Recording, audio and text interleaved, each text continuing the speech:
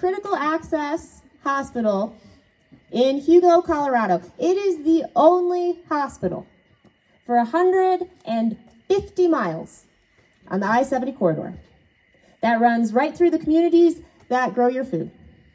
And they just announced that they are going to close their nursing home because that's what Lauren Boebert voted for.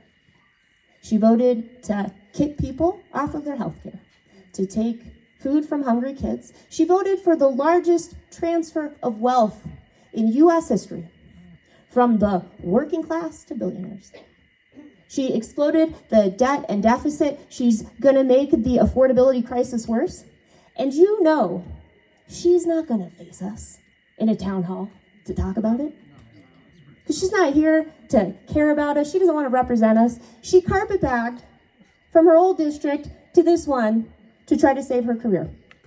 Well, my name is Trisha Calvarese, and I'm going to make sure next November Lauren Boebert needs a new job. Now, unlike Lauren Boebert, I am not a carpetbagger. I am from this district through and through. Earliest days were in Sterling. Dad was the city attorney, and I grew up with Highlands Ranch. I went to Fox Creek, Crest Hill, and Highlands Ranch High. That amazing public school education led to a full academic scholarship at the Johns Hopkins University. And I have done more than any other candidate in this race to bring jobs and opportunities to Colorado's 4th Congressional District, more so even than Representative Lauren Boebert. Now, I used to work at the AFL-CIO, that's America's unions. That's 15 million working people in every industry from all backgrounds. It's the largest civilian job training network in the country. And we passed both crisis and generational legislation. Just one example, $68 million is going to a wastewater treatment facility right up the street here. Lauren Boebert voted against that. We passed the largest climate bill in United States history. Okay, that was gonna lower your energy costs, sure, but it was going to create 20,000 guys, clean energy jobs in Colorado 4. Those are good middle class jobs that don't necessarily need a 4-year degree. Lauren Boebert voted against them. She voted to roll back the credits on the projects that are already happening. Lauren Boebert just voted to give an advantage to Russia, to China, to the oil producers. Well, I took an oath to the U.S. Constitution as a civil servant, and I worked at the U.S. National Science Foundation. That is an engine of America's economy. You pick a piece of technology or a scientific breakthrough in the last 75 years, you can probably connect it to an NSF grant. That's how impactful it is. You mean like maybe going to the moon? Woo! What thought? Yeah! Exactly. We're going to the moon.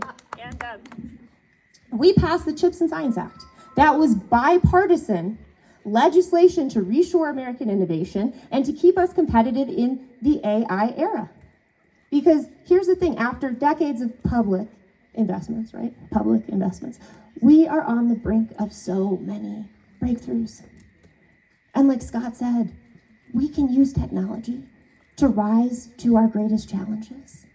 We can absolutely uplift the communities that have been overlooked and left behind, and we can create good middle-class jobs. We need to do it in the places that have been overlooked, right here in Colorado 4. That's what CHIPS and Science Act was going to do. It appropriated hundreds of millions of dollars to make Colorado a world leader in so many industries. Boebert voted against it. She's sitting on her butt, not going after any of that money, and I haven't seen her do a damn thing about losing Space Command and that economic impact that's going to have. It's because Lauren Boebert represents the corruption you get when wealth, power, and technology are concentrated in the hands of a few very powerful people who could buy politicians like Lauren Boebert. I'm running to rip it up. And I'm running for real U.S. leadership in science and tech. And you know what that means? That means we don't copy our adversaries who used technology for surveillance, for detention, for control. But that's exactly what we're about to get with ICE and Palantir very soon.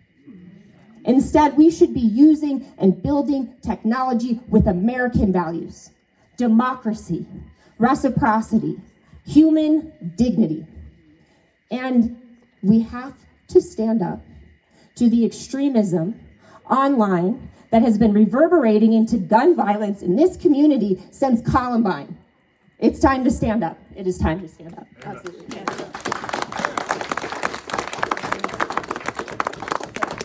And we need to restore our research, especially in cancer.